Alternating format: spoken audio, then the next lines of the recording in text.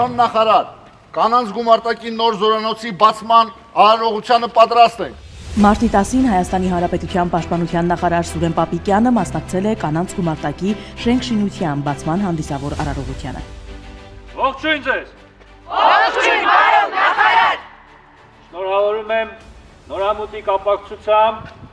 փառք նահատակներին եւ կեցե Հայաստանի Հանրապետությունը։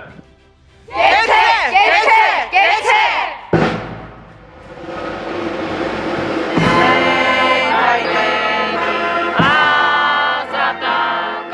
Հնչել է Հայաստանի Հանրապետության պետական օրհներգը։ Միջոցառմանը մասնակցել են նաև Հայաստանի Հանրապետության Պաշտպանության նախարարի առաջին տեղակալ, զինված ուժերի գլխավոր շտաբի պետ գեներալ լեյտենանտ Էդվարդ Ասրյանը, բարձրաստիճան այլ զինվորականներ։ Նախարար Պապիկյանը շրջայց է կատարել Զորամասի տարածքում, ծանոթացել կին զինծառայողների համար ստեղծված կենցաղ կացարանային պայմաններին։